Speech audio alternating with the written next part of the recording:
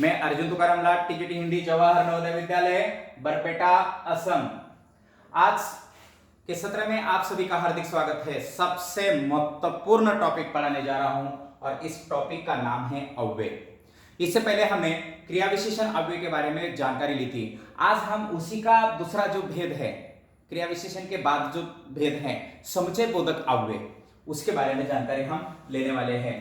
बच्चों, प्रयोग की दृष्टि से इससे पहले मैं आपको अवगत कराना चाहता हूं, जो मैंने क्रिया विशेषण पढ़ाते समय अवगत किया था आपको, लेकिन पुनः एक बार मैं अवगत कराना चाहता हूं कि प्रयोग की दृष्टि से शब्दों के जो भेद हैं वो भेद होते हैं दो। अब कौन से? एक विकारी शब्द, दूसरा अविकारी शब्द। ये देखिए, ये दो भेद है।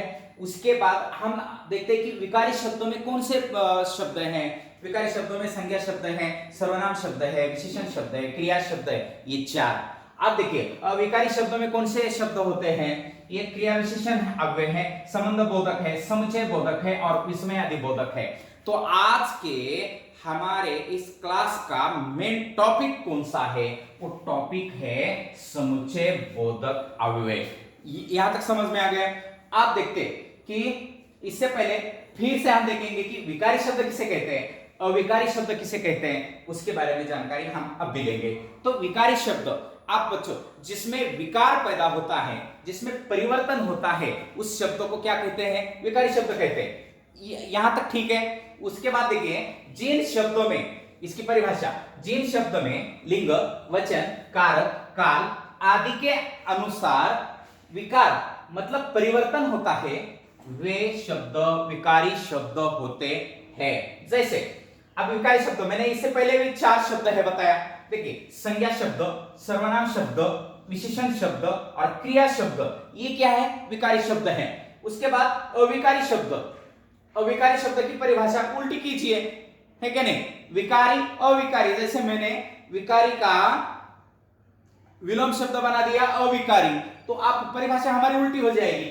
जिन शब्दों में लिंग, वचन, कारक, काल मतलब वचन, कारक, काल आदि के अनुसार विकार परिवर्तन, विकार उत्पन्न या परिवर्तन नहीं होता है, वे शब्द अविकारी शब्द होते हैं। अब वो कौन से हैं? वो भी चार हैं। जैसे क्रिया विशेषण जल्दी जल्दी, संबंध बोधक भीतर पीछे, समुच्चय बोधक और परंतु और विस्मय आदि बोधक, आहा छी वहा छी कितनी गंदगी है, इस प्रकार के शब्द होते हैं। ये शब्द देख लिए, दो शब्दों के मतलब कुल मिलाकर 8 शब्द देख लिए हमने।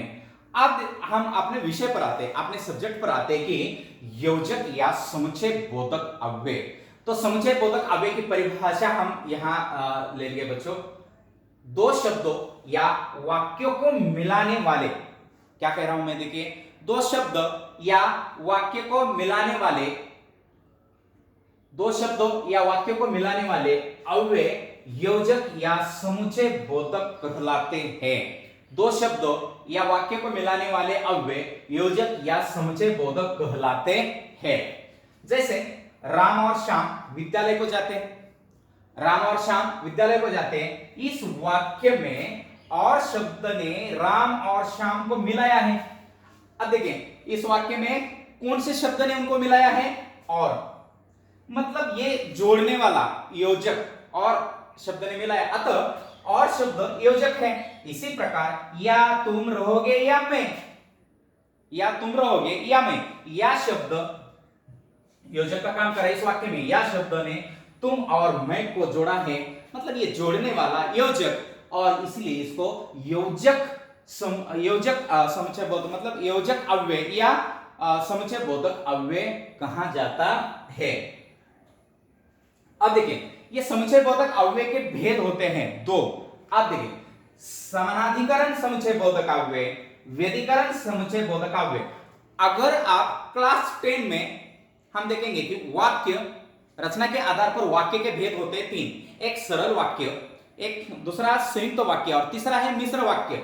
अब संयुक्त वाक्य में इसका जिक्र आ जाता है जब वो वहां आपको टीचर पढ़ाएंगे तब। आप देखिए, वहां भी और से वाक्य जोड़ा जाता है। समानाधिकरण मतलब समान अधिकार वाले, और व्यधिकरण समुच्चय बोधक, हम इसके बारे में विस्तारित जानकारी आगे लेंगे। जैसे समानाधिकरण समुच्चय बोधक, एक सी स्थिति वाले, एक सी, एक जैसी, एक सी मतलब एक जैसी स्थिति, परिस्थिति, दो या दो से अधिक, अधिक, दो या दो से अधिक स्वतंत्र शब्दों, पदबंधों अथवा वाक्य को जोड़ने वाले अव्यय शब्द समानाधिकरण समुच्चय बोधक अव्यय कहलाते हैं। क्षितिज बाजार गया और पुस्तक खरीद लाया। इस वाक्य को किसने जोड़ा है? और ने जोड़ा है। अब देखिए, क्षितिज बाजार गया ये स्वतंत्र उपवाक्य है, पुस्तक खरीद लाया ये स्वतंत्र उपवाक्य है, मतलब ये उपवाक्य बोल रहा हूं मैं, ये स्वतंत्र, दोनों भी स्वतंत्र वाक्य हैं। ये प्रधान मतलब मुख्य वाक्य ही है लेकिन स्वतंत्र है। क्षितिज बाजार गया और पुस्तक खरीद लाया, दोनों भी अपनी जगह पर स्वतंत्र और समान अधिकार वाले वाक्य हैं, लेकिन इसको किसने जोड़ा है? और ने जोड़ा है, इसीलिए और समुच्चय बोधक अव्यय शब्द है। तो समानाधिकरण समुच्चय बोधक के चार भेद होते हैं। अब देखिए, बी कोर्स वाले बच्चे जानेंगे कि इनके भेदों का हम क्या करेंगे। आपको जानकारी के लिए मैं दे रहा हूं, आपको सिलेबस में ये है और आगे लिखने पड़ेंगे इसके भेद कितने हैं, बिल्कुल नहीं है। इससे ही और आपके उदाहरण में इजाफा हो जाएगा, उदाहरण आपके बढ़ जाएंगे। जैसे संयोजक समानाधिकरण है नंबर 1, जो अव्यय शब्द दो वाक्यांशों, पदबंधों या शब्दों में संयोग प्रकट करते हैं, देखिए उन्हें संयोजक कहते हैं। अब इस संयोजक जोड़ने वाले संयोजक शब्द और तथा एवं राम और लक्ष्मण भाई थे, दो शब्दों के बीच में, और जो हमारा अव्यय शब्द है वो संयोजक का कार्य कर रहा है, अतः ये संयोजक अव्यय होते हैं। दूसरा है विकल्प। विकल्प का मतलब ही होता है या तो ये या वो, है कि नहीं। जो समुच्चय बोधक अव्यय शब्दों, वाक्यांशों या वाक्यों में विकल्प प्रकट करते हैं, जैसे मैंने कहा था कि प्रकट करते हैं, वे करते हुए मेल करते हैं, करते हो गए, करते मेल करते हैं, उन्हें विकल्पक या विभाजक भी कहते हैं। जैसे या है, पहले या तुम आओगे या मैं, देखिए या कि तुम मेरे साथ चलोगी कि उनके साथ, है कि नहीं। तो कि, चाहे, अथवा, वा, ये शब्द क्या है? विकल्प तैयार करते हैं। तीसरा है विरोध दर्शक समानाधिकरण। विरोध दर्शाने का काम करते हैं। जिस योजक द्वारा पहले वाक्य के अर्थ का विरोध प्रकट हो, विरोधक शब्द परंतु, पर, किंतु, लेकिन, मगर, वर्ण, देखिए लेकिन, मगर, वर्ण, बल्कि, अपितु, ये वर्ण नहीं हुआ शायद, सॉरी,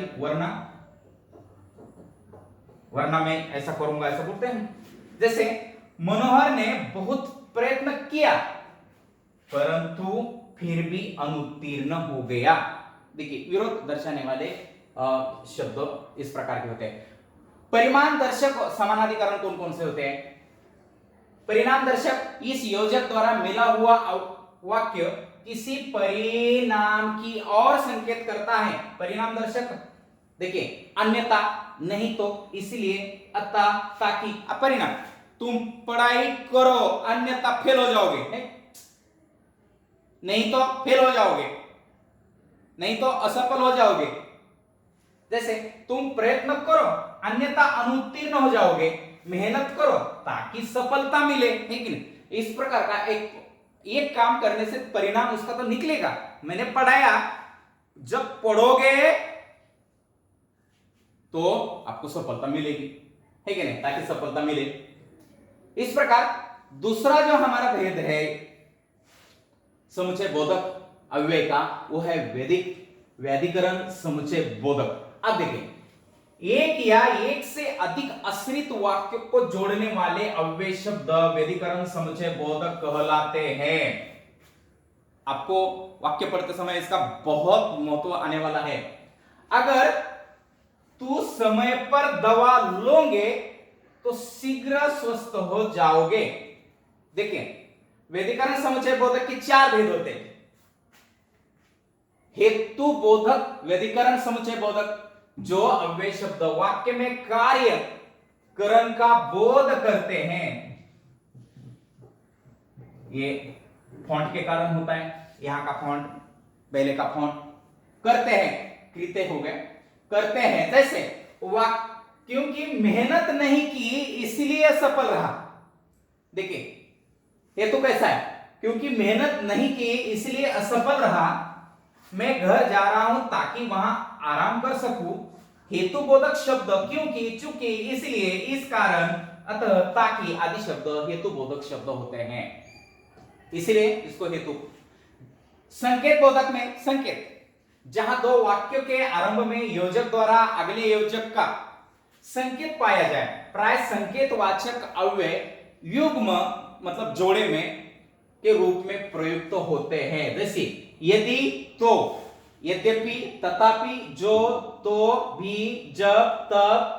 यदि तुम सत्य बोलोगे, वाक्य देखिए, उदाहरण देखिए, यदि तुम सत्य बोलोगे तो इनाम पाओगे। यद्यपि वह बहुत पढ़ा लिखा है तथापि चरित्रहीन होने से सम्मान का पात्र नहीं है। इस प्रकार के संकेत बोधक ये हो, ये मतलब संकेत ऐसा ही। इसके बाद ये आने वाला है जब तब, जब करोगे तब पाओगे, तब आना ही है। ये संकेत बोधक अव्यय आपको ये कहां मिलते हैं? ये मिश्र वाक्य में ज्यादा आपको मिलते हैं। आपको ये वाक्य पढ़ते समय बहुत ध्यान रखना है। तीसरा है स्वरूप बोधक वैधिकरण अव्यय, जिस समुच्चय बोधक शब्दों को पूर्व प्रयुक्त शब्द वाक्यांश या वाक्य के अर्थ को स्पष्ट करने के लिए प्रयुक्त किया जाए। जैसे वह शेख चिल्ली यानी डीग मारने वाला है। भारत एक तटस्थ देश है, अर्थात वह किसी भी गुट में शामिल नहीं है। प्रातःकालीन मंद वायु से वृक्ष ऐसे हिल रहे हैं मानो खुशी से झूम रहे हैं। ये स्वरूप बोधक वैधिकरण अव्यय में आ जाता है। और चौथा और अंतिम है उद्देश्य बोधक, जिन अव्यय शब्दों से कार्य करने का उद्देश्य प्रकट हो। जैसे चोर अंधेरे में छिप गया, क्यों छिपा? चोरी करनी थी ना, या किसी को न दिखाई दे, है कि नहीं, ताकि पकड़ा न जा सके। उद्देश्य है, क्यों छिपा? छिपने का उद्देश्य है। यहाँ मन लगाकर पढ़ो, क्यों? क्योंकि अच्छे अंक मिल जाएंगे, उद्देश्य है ना, मन लगाकर पढ़ने का उद्देश्य है। मैं यहाँ पढ़ाने का मेरा उद्देश्य है, मैं अच्छी तरह से पढ़ाऊं ताकि आपको समझ में आए। मेरा देखिए यहाँ उद्देश्य है, और वो उद्देश्य सफल होना बहुत आवश्यक होता है। तो आगे चलेंगे हम कि गृह कार्य के रूप में ये जो अव्यय है समुच्चय बोधक अव्यय, और समुच्चय बोधक अव्यय से संबंधित जो गृह कार्य हैं इस प्रकार है कि समुच्चय बोधक अव्यय किसे कहते हैं, उदाहरण देकर उसको स्पष्ट कीजिए, मतलब सारे आ जाएंगे। समुच्चय बोधक अव्यय किसे कहते हैं? अब देखिए, अब देखेंगे कि फिर से हमें आगे जाने पड़ेगा। इस प्रश्न का उत्तर अगर हमें देना है तो आगे जाना पड़ेगा कि समुच्चय बोधक अव्यय किसे कहते हैं। समानाधिकरण हो गए, समुच्चय बोधक अव्यय के भेद। अब यहां आ गए थे, ये परिभाषा आपको देनी पड़ेगी, समुच्चय बोधक अव्यय किसे कहते हैं। उसके बाद आप थोड़ा सा आगे जा सकते हैं। इसके भेद आपको विस्तार से लिखना है तो भेद लिखिए ताकि आपका रिवीजन हो जाएगा। समानाधिकरण, वैधिकरण, समानाधिकरण, समुच्चय बोधक अव्यय, उसकी परिभाषा है, संयोजक है, उसके भेद है, विकल्पक है, उसके बाद विरोध दर्शक है, उसके बाद परिमाण दर्शक है, उसके बाद वैधिकरण समुच्चय बोधक है, उसके भी भेद है, हेतु बोधक है, बाद में संकेत बोधक है, स्वरूप बोधक है, उद्देश्य बोधक है, और गृह कार्य के रूप में मैंने उदाहरण जैसे आपको प्रश्न दिया, प्रश्न में सारा लिखना है। समुच्चय बोधक अव्यय के भेद भी लिखने हैं जो अभी मैंने बताए थे, जो सारे भेद हैं। इस प्रकार का उसका गृह कार्य है, छोटा सा टॉपिक है, समझ में आ जाएगा। और कोई प्रॉब्लम है तो आप 84748722 में फोन कीजिए। और बहुत बहुत धन्यवाद आपका, ये टॉपिक आपने समझ लिया।